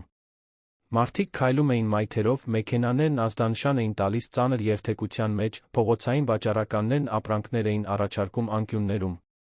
Կյանքը շարունակվում էր, անտարբեր նրա անձնական դրամայի նկատմամբ։ Եվ դրանում ինչ-որ տարօրինակ կերպով հանգստացնող բան կար, այն գիտակցության մեջ, որ աշխարհը չի կանգնում, որ կյանքն առաջ է շարժվում, նա նույնպես կարող է շարժվել։ Լոն, հանկարծ ասաց Մարինեն, խախտելով լռությունը, ես ուզում եմ տեսնել տունը, նախքան պաշտոնապես տեղափոխվելը։ Այն տունը, որը դու գնել ես ինձ համար։ Ուզում եմ տեսնել, թե արդյոք դա իսկապես այն է, ինչ ինձ պետք է, թե արդյոք դա ճիշտ տեղն է նորից սկսելու համար։ Լոնը գլխով արեց։ Իհարկե, մենք կարող ենք հիմա գնալ, եթե ուզում ես։ Կամ կարող ենք պայմանավորվել վաղվա համար, եթե հոգնած ես։ Հիմա, որոշեց Մարինեն։ Ես պետք է հիմա տեսնեմ։ Վարորդը փոխեց երթուղին, հետելով Լոնի հրահանգներին, 20 րոպե անց նրանք հասան արաբկիրի փակ համալիրներից մեկը, Երանի ամենականաչապատ հանգիստ թաղամասերից մեկը։ Դռնապանը ճանաչեց նրանց անմիջապես բացեց դարպասը, թույլ տալով մեքենային մտնել շարժվել դեպի համալիրի փողոցի վերջում գտնվող տներից մեկը։ Երբ Մարինեն դուրս եկավ մեքենայից առաջին անգամ անձամբ տեսավ տունը, նա զգաց, թե ինչպես է ինչ-որ բան շարժվում իր կրծքում։ Այն ճիշտ այնպիսին էր, ինչպիսին Լոնի ցույց տված լուսանկարում էր, բայց կյանքում էլ ավելի գեղեցիկ։ 3 հարկ ժամանակակից, բայց հարմարավետ ճարտարապետությամբ մեծ պատուհաններ, որոնք թույլ էին տալիս բնական լույսի ներթափանցում, ընդարձակ այգի, ծառերով ծաղիկներով, երկրորդ հարկում պատշգամբ, որը նայում էր փոքրիկ համայնքային այգուն, որտեղ երեխաները խաղում էին ծնողների հսկողության ներքո։ Կատարյալ է, շշնջաց Մարինեն, արցունքները նորից հայտնվելով աչքերում։ Լոնը ժպտաց, ակնհայտորեն գոհ նրա արձագանքից։ Ուզում ես մտնել ներսից տեսնել։ Նրանք մտան մուտքի դռնով, Մարինեն դանդաղ քայլեց դատարկ սենյակներով, նրա քայլերն արձագանքում էին բաց գույնի փայտե հատակին։ Հյուրասենյակը լայն ու օդառատ էր, մի ամբողջ ապակե պատով, որը նայում էր այգուն։ Խոհանոցը ժամանակակից ֆունկցիոնալ էր, մարմարե սեղաններով վերջին սերնդի տեխնիկայով։ Երկրորդ հարկում 3 ննջասենյակ կար, ներառյալ գլխավոր ննջասենյակը, զգեստասենյակով առանձին լոգասենյակով։ Իսկ երրորդ հարկում բազմաֆունկցիոնալ տարածք էր, որը կարող էր վերածվել գրասենյակի, արվեստանոցի կամ խաղասենյակի։ Բայց հենց երբ Մարինեն մտավ երկրորդ հարկի ամենափոքր սենյակը, նա իսկապես հուզվեց։ Սենյակն ուներ մեծ պատուհան, որը նայում էր այգուն, առատ բնական լույս բավականաչափ տարածք մանկական մահճակալի, կերակրման բազկաթոռի, զգեստապահարանի խաղալիքների ու գրքերի դարակների համար։ Դա կատարյալ սենյակ էր Էլենի համար։ Այստեղ, ասաց Մարինեն, ձեռքը դնելով որովայնին։ Այստեղ կլինի նրա սենյակը։ Ես ամեն ինչ պարզ տեսնում եմ։ Պատերը ներկված են նուրբ դեղինով, սպիտակ վարագույրներ, առաստաղից կախված խաղալիք։ Նա կմեծանա այստեղ, իր առաջին քայլերը կանի այս հատակին, կծիծաղի կխաղա այս տարածքում։ Եվ դա կլինի անվտանգ, կլինի սիրով լի, կլինի այն ամենը, ինչ ես միշտ ուզել եմ տալ նրան։ Լոնը կանգնեց նրա կողքին, նայելով պատուհանից։ Դու այստեղ հիանալի հիշողություններ կստեղծես, Մարի։ Հիշողություններ, որոնք կջնջեն բոլոր վատերը, որոնք դու այդքան երկար կրել ես։ Մարինեն շրջվեց դեպի եղբայրը, աչքերը փայլում էին։ Երբ կարող եմ տեղափոխվել։ Տեխնիկապես, տունն արդեն քոնն է։ Բոլոր փաստաթղթերը ստորագրված են, գրանցված։ Դու կարող ես տեղափոխվել, երբ ցանկանաս։ Բայց ես առաջարկում եմ, որ նախ կահավորենք, կահույք գնենք, ամեն ինչ պատրաստենք քեզ երեխայի համար։ Շտապելու կարիք չկա։ Ես ուզում եմ հնարավորինս շուտ տեղափոխվել, համոզված ասաց Մարինեն։ Չեմ ուզում անհրաժեշտից ավելի երկար կախված լինել քո հյուրընկալությունից, որքան էլ որ երախտապարտ եմ։ Ես պետք է ունենամ իմ սեփական տարածքը, իմ սեփական տունը, իմ սեփական տեղն աշխարհում։ Լոնը գլխով արեց, հիանալի հասկանալով։ Ուրեմն այսպես անենք։ Ես դիզայներներ կվարձեմ, բայց բոլոր որոշումները քոնն են։ Դու կընտրես գույները, կահույքը, ամեն ինչ։ Եվ երկու, առավելագույնը 3 շաբաթից տունը պատրաստ կլինի քո տեղափոխվելու համար։ Մարինեն գրկեց եղբորը, զգալով խորը երախտագիտություն։ Շնորհակալ եմ, Լոն։ Ամեն ինչի համար։ Ես չգիտեմ, թե ինչպես եմ կարողանալու փոխհատուցել այն ամենը, ինչ դու անում ես ինձ համար։ Դու ոչինչ փոխհատուցելու կարիք չունես, Մարի։ Դու պարզապես պետք է երջանիկ լինես։ Դա այն ամենն է, ինչ ես միշտ ցանկացել եմ քեզ համար։ Նրանք 1 ժամ անցկացրին տանը, Մարինեն գաղափարներ էր գրի առնում, լուսանկարներ անում, պատկերացնում, թե ինչպիսին կլիներ այնտեղ ապրելը։ Եվ այն սարսափելի երեկոյից հետո ակումբում առաջին անգամ նա թույլ տվեց իրեն հույս զգալ։ Հույս, որ գուցե, միայն գուցե, նա իսկապես կարող է վերակառուցել իր կյանքը։ Որ նա կարող է նորից երջանիկ լինել։ Որ նա կարող է իր դստերը մեծացնել խաղաղության, սիրո անվտանգության միջավայրում։ Երբ նրանք վերադարձան Լոնի բնակարան, արդեն երեկո էր։ Մարինեն հյուծված էր, բայց դա լավ հյուծվածություն էր, արդյունավետ, այն տեսակը, որը գալիս է փոքր, բայց նշանակալի ձեռքբերումներով լի օրվանից հետո։ Նա երկար լոգանք ընդունեց, հագավ հարմարավետ հագուստ պատրաստվում էր պառկել, երբ նրա հեռախոսը զանգեց։ Անծանոթ համար էր։ Մարինեն վարանեց պատասխանելուց առաջ, բայց ինչ-որ բան ստիպեց նրան սեղմել կանաչ կոճակը։ Ալո զգուշորեն ասաց նա։ Մարինե, դու ես, մյուս կողմի ձայնը ծանոթ էր, բայց Մարինեին մի քանի վայրկյան պահանջվեց ճանաչելու համար։ Դա Աննան էր, այն սակավաթիվ ընկերուհիներից մեկը, ում հետ նա կապ էր պահպանում ամուսնության առաջին տարիներին, նախքան Էդգարը աստիճանաբար մեկուսացրեց նրան բոլոր մարդկանցից, որոնց ճանաչում էր։ Աննա զարմացած ասաց Մարինեն։ Այո, ես եմ։ Մարի, ես տեսա նորությունները։ Տեսա նյութը։ Ամեն ինչ տեսա։ Եվ ես պետք է զանգեի, պետք է իմանայի, թե դու լավ ես։ Մարինեն կոկորդում կոշտուկ զգաց։ Աննան այն ընկերուհիներից էր, որին Էդգարը հատուկ ջանքերով հեռացրել էր իրենից, ասելով, որ Աննան վատ ազդեցություն է, որ վատ խորհուրդներ է տալիս, որ չի հասկանում իրենց վարած կյանքը։ Եվ Մարինեն այն ժամանակ հավատացել էր նրան, հեռացել էր ընկերուհուց, թողել էր, որ ընկերությունը դանդաղ մահանա, մինչ այլս ոչինչ չմնաց։ Ես լավ եմ, Աննա։ Հիմա ավելի լավ, քան երկար ժամանակ եղել եմ, ազնվորեն պատասխանեց Մարինեն։ Մարինե, ես շատ եմ ցավում։ Ցավում եմ, որ ավելի շատ չպնդեցի, որ ավելի շատ չպայքարեցի քեզ հետ կապը պահպանելու համար։ Ես տեսնում էի նշանները, տեսնում էի, թե ինչպես է Էդգարը քեզ վերահսկում, բայց ես թույլ տվեցի, որ դու գնաս իմ կյանքից առանց պայքարելու։ Եվ դա ինձ մինչ օրս հետապնդում է։ Դա քո մեղքը չէր, Աննա։ Դա իմ ընտրությունն էր հեռանալ։ Սխալ ընտրություն, բայց իմը։ Ես կուզենայի քեզ տեսնել, եթե դու պատրաստ ես։ Կուզենայի խոսել, քեզ իմ աջակցությունն առաջարկել։ Գիտեմ, որ իրավունք չունեմ հիմա հայտնվելու այսքան ժամանակ անց, բայց Մարինե, դու միշտ կարոր ես եղել ինձ համար։ Եվ եթե դու ինձ երկրորդ հնարավորություն տաս, ես խոստանում եմ, որ այս անգամ քո կողքին կլինեմ։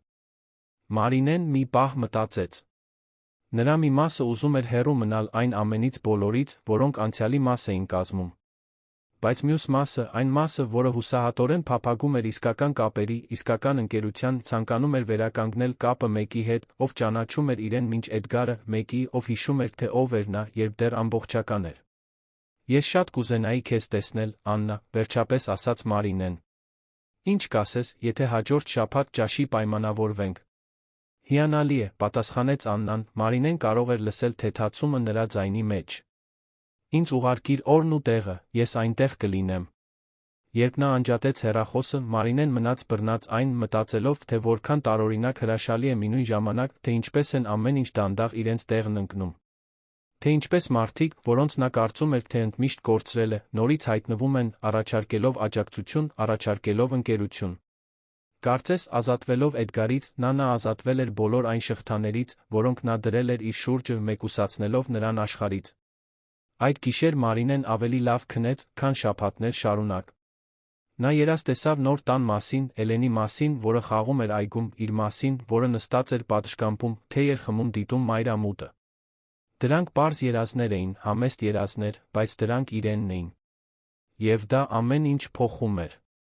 Հաջորդ առավոտ Լոնը մտավ նրա սենյակ, ձեռքին թերթ։ «Մարինե, դու պետք է սա տեսնես», ասաց նա, արտահայտությունը լուրջ։ Մարինեն վերցրեց թերթը, կարդաց առաջին էջի վերնագիրը։ Էդգար Կարապետյանը բախվում է նոր մեղադրանքի։ Նախկին աշխատակիցները բողոքում են թունավոր աշխատանքային միջավայրից, բարոյական ոտնձգություններից։ Նա կարդաց ամբողջ հոդվածը, որը մանրամասնում էր, թե ինչպես են Թեքվիժնիի բազմաթիվ նախկին աշխատակիցներ հրապարակավ հանդես գալիս, պատմելով, թե ինչպես է Էդգարը նվաստացրել, շահագործել, սպառնացել իրենց։ Դրանք պատմություններ էին, որոնք արձագանքում էին Մարինեի սեփական փորձին, վարքագծի մի օրինաչափություն, որն ակնհայտորեն չէր սահմանափակվում նրա անձնական հարաբերություններով։ Նա այնքան շատ մարդկանց հետ է արել այն, ինչ արել է ինձ հետ, մրմնջաց Մարինեն, զգալով զայրույթի տխրության խառնուրդ։ Եվ այդ բոլոր մարդիկ վերջապես քաջություն են գտնում խոսելու, որովհետև դու խոսեցիր առաջինը, ասաց Լոնը։ Որովհետև դու ոտքի կանգնեցիր, որովհետև դու չընդունեցիր լռությունը։ Դու ձայն տվեցիր այնքան շատ այլ մարդկանց, որոնք լուր տառապում էին։ Մարինեն նայեց եղբորը, մշակելով այդ տեղեկությունը։ Նա երբեք այդպես չէր մտածել, երբեք չէր համարել, որ բռնությունն այլս չընդունելու իր որոշումը կարող է ազդեցություն ունենալ իր սեփական կյանքից դուրս։ Բայց ահա, սով սպիտակի վրա, ապացույց, որ իր քաջությունը ոգեշնչել էր ուրիշներին նույնպես խոսելու, նույնպես ազատվելու։ Ես պարզապես արեցի այն, ինչ պետք է անեի գոյատելու համար, մեղմորեն ասաց նա։ Եվ դա անելով, դու ցույց տվեցիր այլ մարդկանց, որ նրանք նույնպես կարող են գոյատել։ Դա ուժ է, Մարի։ Իսկական ուժ։ Մարինեն ծալեց թերթը մի կողմ դրեց։ Նա այլս չէր ուզում մտածել Էդգարի մասին, չէր ուզում, որ նա ավելի շատ տեղ զբաղեցնի իր մտքում, քան արդեն զբաղեցնում էր։ Նա ուզում էր կենտրոնանալ ապագայի, Էլենի, նոր տան, գալիք կյանքի վրա։ Հաջորդ օրերը լցված էին գործնական գործունեությամբ։ Մարինեն հանդիպեց դիզայներներին, որոնց Լոնը վարձել էր, ընտրեց գունային գամմաներ տան յուրաքանչյուր սենյակի համար, կահույք ընտրեց կատալոգներից, որոշեց վարագույրների, գորգերի, լուսամփոփների հարցը։ Յուրաքանչյուր ընտրություն իր անկախության փոքրիկ հաստատումն էր, հայտարարություն, որ նա այժմ իր սեփական կյանքի տերն է։ Եվ ամեն գիշեր, քնելուց առաջ, Մարինեն ձեռքը դնում էր որովայնին խոսում Էլենի հետ։ Պատմում էր նրան օրվա մասին, իր կատարած ընտրությունների մասին, այն տան մասին, որը պատրաստում էր իրենց երկուսի համար։ Եվ թե Էլենը չէր կարող պատասխանել, Մարինեն զգում էր, որ ինչ-որ կերպ իր դուստրը հասկանում է, որ նրանց մեջ խորը կապ կա, որը գերազանցում է բառերը։ Տուն այցելելուց մեկ շաբաթ անց Մարինեն ստացավ պաշտոնական լուրը։ Պաշտպանական միջոցը տրամադրվել էր։ Էդգարին օրենքով արգելված էր մոտենալ իրեն, կապ հաստատել իր հետ, փորձել որևէ տեսակի հաղորդակցություն։ Եթե նա խախտեր հրամանը, անմիջապես կձերբակալվեր։ Դա փոքր հաղթանակ էր մեծ հաշվով, բայց Մարինեի համար դա նշանակում էր անվտանգություն, նշանակում էր, որ նա կարող է շնչել առանց վախի, գոնե առայժմ։ Եվ մինչ նրա կյանքը դանդաղ վերակազմավորվում էր, Էդգարինը գնալով ավելի էր փլուզվում։ Հետաքննություններն առաջ էին շարժվում, նոր հանցագործություններ էին բացահայտվում, ավելի շատ մարդիկ էին հանդես գալիս նրա դեմ։ Թեքվիժնը պաշտոնապես հայտարարեց, որ նա չի վերադառնա որպես գործադիր տնօրեն, նոր ղեկավար նշանակվեց, փորձելու փրկել ընկերությունը լիակատար փլուզումից։ Բաժնետոմսերը շարունակում էին ընկնել, ներդրողները դատի էին տալիս ընկերությանը, Կարապետյան անունը, որը մի ժամանակ հաջողության հոմանիշ էր, այժմ խարդախության բռնության հոմանիշ էր։ Մարինեն գիտեր, որ պետք է ինչ-որ բավարարվածություն զգար նրա անկումից, բայց այն ամենը, ինչ զգում էր, դատարկություն էր։ Էդգարն այնքան մեծ մասն էր կազմել իր կյանքի այնքան երկար ժամանակ, որ նրա վերջը տեսնելը նման էր մի դարաշրջանի ավարտը դիտելուն։ Ցավոտ, կործանարար, բայց այնուամենայնիվ նշանակալի դարաշրջանի։ Եվ հիմա, երբ այդ դարաշրջանը մոտենում էր իր ավարտին, Մարինեն պետք է հայտնաբերեր, թե ով է ինքը առանց Էդգարի, առանց վախի, առանց վերահսկողության, առանց մշտական ցավի։ Դա վախեցնող էր, բայց նա ազատագրող։ Եվ Մարինեն պատրաստ էր, կամ գոնե այնքան պատրաստ, որքան կարող էր լինել, հայտնաբերելու, թե ով է իր այդ նոր տարբերակը։ Գլուխ 5 Արաբկիրի տուն առաջին անգամ այցելելուց 3 շաբաթ անց Մարինեն վերջապես տեղափոխվեց։ Դիզայներները անթերի աշխատանք էին կատարել, դատարկ սենյակները վերածելով հարմարավետ կյանքով լի տարածքների։ Հյուրասենյակի պատերը բաց մոխրագույնի նուրբ երանգով էին, կատարյալ համադրվելով բեժ բազմոցի գունավոր բարձերի հետ, որոնք ընտրել էր Մարինեն։ Խոհանոցը փայլում էր իր նոր տեխնիկայով, մարմարե սեղանները փայլում էին պատուհաններից ներս թափանցող բնական լույսի տակ։ Իսկ Էլենի սենյակը ճիշտ այնպիսին էր, ինչպիսին Մարինեն պատկերացրել էր, նուրբ դեղին պատերով, կիսաթափանցիկ սպիտակ վարագույրներով, բաց գույնի փայտե օրորոցով, որը զարդարված էր աստղերի ամպերի տեսքով խաղալիքներով։ Մարինեն առաջին օրն անցկացրեց պարզապես տանը շրջելով, շոշափելով պատերը, նստելով կահույքին, ընտելանալով այն մտքին, որ այդ տարածքն իրենն է։ Իսկապես իրենը։ Դա Էդգարի տունը չէր, որտեղ նա պարզապես բնակվում էր։ Դա Լոնի բնակարանը չէր, որտեղ նա ժամանակավորապես էր։ Դա իր տունն էր, իր ապաստանը, իր նոր սկիզբը։ Լոնն օգնեց նրան տեղափոխվելու հարցում, համոզվելով, որ ամեն ինչ կատարյալ է, նախքան նրան վերջապես մենակ թողնելը։ Բայց գնալուց առաջ նա բռնեց նրա ձեռքերը ասաց. «Մարի, ես քեզնից 20 րոպեի հեռավորության վրա եմ։ Եթե քեզ որևէ բան պետք լինի, օրվա կամ գիշերվա ցանկացած ժամի, դու ինձ զանգիր։ Հասկանալի՞»։ Հասկանալի է, Լոն։ Եվ շնորհակալ եմ։ Ամեն ինչի համար, պատասխանեց նա, ամուր գրկելով եղբորը։ Երբ Լոնը գնաց, Մարինեն մնաց դռան մոտ, դիտելով, թե ինչպես է նրա մեքենան անհետանում Համալիրի փողոցում։ Հետո խորը շունչ քաշեց, փակեց դուռը։ Եվ տարիների ընթացքում առաջին անգամ նա իսկապես մենակ էր։ Բայց դա միայնակ մենություն չէր, սարսափելի մենություն չէր։ Դա ընտրված մենություն էր, ազատագրող մենություն։ Այդ գիշեր Մարինեն թեյ պատրաստեց, նստեց երկրորդ հարկի պատշգամբում, դիտեց աստղերը Երանի երկնքում։ Քաղաքն ավելի լուռ էր այդ թաղամասում, ավելի հանգիստ, նա կարող էր լսել ճպուրների երգը այգում, քամուց ճոճվող ծառերի տերների սոսափյունը։ Դա խաղաղություն էր։ Իսկապես խաղաղություն։ Օրերը վերածվեցին շաբաթների, Մարինեն դանդաղորեն առօրյա ստեղծեց։ Արթնանում էր վաղ, նախաճաշում էր, լսելով մեղմ երաժշտություն, գնում էր կանոնավոր նախածննդյան խորհրդատվությունների, շաբաթական 2 անգամ հաճախում էր թերապիայի անցների, կեսօրներն անցկացնում էր, կարդալով մայրության մասին գրքեր, զարդարելով տան վերջին մանրամասնությունները։ Դա պարզ, հանգիստ կյանք էր, բայց դա հենց այն էր, ինչ նրան պետք էր։ Հենց այդպիսի հանգիստ կեսօրներից մեկի ժամանակ զանգեց դռան զանգը։ Մարինեն ոչ ոքի չէր սպասում, մի պահ սարսուռ անցավ մարմնով, անտրամաբանական վախ, թե դա կարող է Էդգարը լինել, նույնիսկ իմանալով, որ նրան օրենքով արգելված է մոտենալ։ Բայց երբ նայեց դռան խոսափողով, տեսավ Աննայի դեմքը, որը ժպտում էր տեսախցիկին։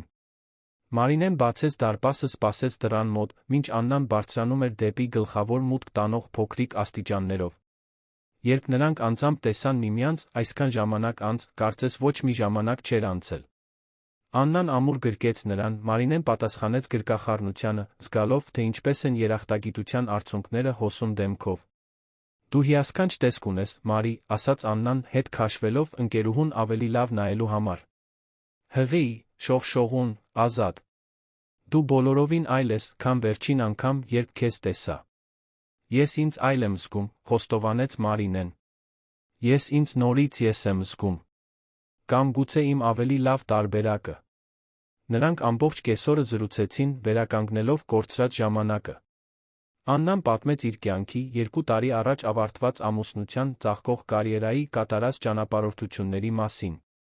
Իսկ Մարինեն պատմեց Էդգարի, վերահսկողության մանիպուլյացիայի տարիների, ակումբի այն երեկոյի, Լոնի նոր տան հղիության մասին։ Եվ առաջին անգամ Մարինեն կարողացավ խոսել ամեն ինչի մասին, առանց ամոթ զգալու, առանց զգալու, որ պետք է նվազեցնի ցավը կամ պաշտպանի Էդգարի իմիջը։ Աննան լսեց ամեն ինչ ուշադրությամբ, առանց դատելու, առանց ընդհատելու, պարզապես առաջարկելով այն անվտանգ տարածքը, որի կարիքը Մարինեն ուներ, վերջապես մշակելու այն ամենը, ինչ տեղի էր ունեցել։ Եվ երբ Մարինեն ավարտեց պատմելը, Աննան բռնեց նրա ձեռքը ասաց. «Մարինե, դու ամենախիզախ կինն ես, որին ես ճանաչում եմ։ Եվ ես այնքան հպարտ եմ քեզնով»։ Այդ պարզ բառերը խորապես հուզեցին Մարինեին։ Նա երբեք իրեն խիզախ չէր համարել։ Միշտ իրեն տեսել էր որպես թույլ, որպես մեկը, ով չափազանց շատ է դիմացել, ով պետք է ավելի շուտ հեռանար։ Բայց լսելով Աննային, լսելով դրսից մեկին, որն իր գործողությունները խիզախ էր անվանում, ինչ-որ բան փոխվեց իր ներսում։ Գուցե նա իսկապես խիզախ էր։ Գուցե գիտակցելը, որ օգնության կարիք ունի, այն ընդունելը ամենամեծ խիզախությունն էր։ Երբ Աննան գնաց, Մարինեն իրեն ավելի թեթ, աշխարհի հետ ավելի կապված զգաց։ Նա նորից ընկերուհի ուներ, մեկը, ով ճանաչում էր իրեն, ով մտահոգվում էր, ով այնտեղ կլիներ։ Եվ դա թանկարժեք էր այնպես, ինչպես նա երբեք առաջ չէր գնահատել։ Հենց այդ ժամանակ Լոնը զանգեց կարևոր նորությամբ։ «Մարի, փաստաբանները հենց նոր ինձ տեղեկացրին. ամուսնալուծությունը պաշտոնապես տրվել է։ Դու ազատ ես»։ Մարինեն զգաց, թե ինչպես է սիրտը արագանում։ Ազատ։ Նա իսկապես ազատ էր։ Այլս ոչ Մարինե Կարապետյան։ Պարզապես Մարինե Ավետիսյան։ Նորից ինքը։ Երբ ավարտեց զանգը, Մարինեն գնաց սենյակ, բացեց պահարանի գզրոցը, որտեղ պահել էր ամուսնական մատանին։ Նա վերցրեց ոսկե մատանին, վերջին անգամ նայեց նրան, հետո դրեց այն մի փոքրիկ տուփի մեջ, որը կպահվեր պահարանի խորքում։ Ոչ թե որովհետև ուզում էր պահել որպես հիշատակ, այլ որովհետև մի օր, երբ Էլենը մեծանա, հարցնի հոր մասին, Մարինեն կկարողանա ցույց տալ, բացատրել, որ ոչ բոլոր սերերն են առողջ, որ ոչ բոլոր ամուսնությունները պետք է պահպանվեն, որ երբեմն սեփական անձի հանդեպ սիրո ամենամեծ ապացույցը ոչ ասելու քաջություն ունենալն է։ Հաջորդած շաբաթները էլ ավելի շատ բացահայտումներ բերեցին Էդգարի մասին։ Դաշնային հետաքննությունները բավարար ապացույցներ գտան նրան պաշտոնապես մեղադրանք առաջադրելու բազմաթիվ ֆինանսական հանցագործությունների համար։ Թեքվիժնը հայտարարեց, որ լիովին համագործակցում է իշխանությունների հետ, որ բոլոր կասկածելի պայմանագրերն ու գործարքները վերանայվում են։ Եվ ավելի շատ նախկին աշխատակիցներ շարունակում էին հայտնվել, պատմելով բարոյական ոտնձգությունների, թունավոր աշխատանքային միջավայրի, սպառնալիքների, ահաբեկումների պատմություններ։ Մարինեն հետում էր նորություններին տխրության թեթացման խառնուրդով։ Տխրություն այն մարդու համար, որ Էդգարը կարող էր լինել, եթե այլ ճանապարհ ընտրեր։ Թեթացում, որովհետև վերջապես ճշմարտությունը բացահայտվում էր, որովհետև այլ զոհեր ձայն էին գտնում, որովհետև արդարությունը, թեկուզ դանդաղ, հաստատվում էր։ Բայց Մարինեի ուշադրությունն այլս Էդգարի վրա չէր։ Այն Էլենի վրա էր, որն աճում էր իր ներսում ամեն օր, գնալով ավելի ուժեղ, շարժվելով, հիշեցնելով Մարինեին, որ նոր կյանք է սկսվելու, մի կյանք, որը պահանջում է այն ամբողջ ուշադրությունը, ամբողջ սերը, ամբողջ հոգատարությունը, որը Մարինեն կարող էր առաջարկել։ Ծննդաբերության սպասվող ամսաթվից մեկ ամիս առաջ Մարինեն արթնացավ գիշերվա կեսին, զգալով թեթ կծկումներ։ Նա խուճապի չմատնվեց։ Թերապևտը ծննդաբերության նախապատրաստման դասերը սովորեցրել էին նրան ճանաչել նշանները, շնչել ցավի միջով, վստահել սեփական մարմնին։ Նա զանգեց Լոնին, որը 15 րոպեից էլ քիչ ժամանակում հասավ, նրանք միասին գնացին հիվանդանոց։ Էլենը ծնվեց գարնան արոտ առավոտյան, ժամը 7:43-ին, կշռելով 3 կիլոգրամ 200 գրամ, լայն բացված աչքերով հետաքրքրասեր արտահայտությամբ իր փոքրիկ, կատարյալ դեմքին։ Երբ բուժքույրը նրան դրեց Մարինեի գիրկը, ամբողջ աշխարհը կանգ առավ։ Այն ամենը, ինչ առաջ կարող էր, բոլոր ցավերը, բոլոր պայքարները, բոլոր ճակատամարտերը, ամեն ինչ լուծվեց այդ պահին, փոխարինվելով այնքան մաքուր, այնքան ուժեղ, այնքան հեղեղող սիրով, որ Մարինեն բառեր չուներ նկարագրելու։ Ողջույն, Էլեն, շնջաց նա, արցունքներն ազատ հոսելով դեմքով։ Ես քո մայրն եմ։ Եվ ես խոստանում եմ, որ քեզ հավերժ կսիրեմ։ Քեզ միշտ կպաշտպանեմ։ Քեզ կսովորեցնեմ լինել ուժեղ, բարի, երբեք չընդունել ավելի քիչ, քան դու արժանի ես։ Լոնը կանգնած էր մահճակալի կողքին, աչքերը նույնպես լի արցունքներով, դիտում էր իր զարմուհուն մաքուր սիրո արտահայտությամբ։ Նա կատարյալ է, Մարի։ Բացարձակապես կատարյալ։ Մարինեն նայեց եղբորը, հետո դստերը, խորը երախտագիտություն զգաց այն ամենի համար, ինչ տեղի էր ունեցել, բոլոր այն ընտրությունների համար, որ կատարել էր, բոլոր այն մարդկանց համար, որոնք աջակցել էին իրեն ճանապարհին։ Նա գոյատել էր։ Ավելին, նա բարգավաճել էր։ Եվ հիմա Էլենին գրկին նա պատրաստ էր գրել իր կյանքի նոր գլուխը, մի գլուխ, որը լի էր սիրով, հույսով անսահման հնարավորություններով։ Էլենի ծննդից հետո ամիսները ադապտացիայի, սովորելու բացահայտումների ամիսներ էին։ Մարինեն սովորեց կրծքով կերակրել, տակտիրներ փոխել, մեկնաբանել դստեր յուրաքանչյուր լացը, յուրաքանչյուր շարժումը, յուրաքանչյուր արտահայտությունը։ Դրանք անքուն գիշերներ էին, հյուծիչ օրեր, կասկածի անվստահության պահեր։ Բայց դրանք նա մաքուր ուրախության պահեր էին, առաջին ժպիտների, իր մատը բռնող փոքրիկ ձեռքերի, ամբողջ սենյակում իրեն հետող փոքրիկ աչքերի։ Լոնը մշտական ներկայություն էր, նվիրված քեռին, որը հայտնվում էր նվերներով, օգնում էր, երբ Մարինեն չափազանց հոգնած էր, բռնում էր Էլենին, մինչ Մարինեն լոգանք էր ընդունում կամ մի քանի րոպե հանգստանում։ Աննան նույնպես դարձավ առօրյայի կարևոր մասը, հայտնվելով պատրաստի ուտելիքով, առաջարկելով գործնական օգնություն, լինելով այն ընկերուհին, որի կարիքը Մարինեն այդքան ուներ։ Եվ դանդաղորեն, արաբկիրի տունը լցվեց լավ հիշողություններով։ Էլենը, որն իր առաջին ժպիտը տվեց հյուրասենյակում։ Էլենը, որը հայտնաբերեց սեփական ոտքերը տակտիրը փոխելու ժամանակ։ Էլենը, որը խաղաղ քնած էր օրորոցում, մինչ Մարինեն դիտում էր նրան կերակրման բազկաթոռից, հիացած իր ստեղծած փոքրիկ, կատարյալ արարածով։ Մարինեն ամիսներ շարունակ Էդգարի մասին ոչինչ չէր լսում։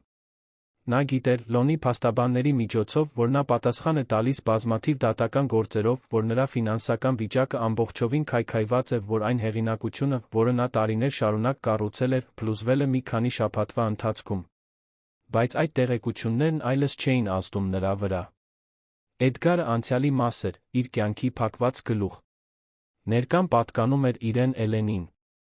Էլենի ծննդից 1 տարի անց Մարինեն նստած էր նույն պատշգամբում, որտեղ սովորաբար դիտում էր մայրամուտը, բայց այժմ Էլենը գրկին, մատնացույց անելով երկնքով թռչող թռչուններին։ Աղջիկը անիմաստ ձայներ էր արձակում, ծիծաղում էր, երբ Մարինեն կրկնում էր ձայները, ստեղծելով մոր դստեր միջ անձնական զրույց, որը միայն իրենք էին հասկանում։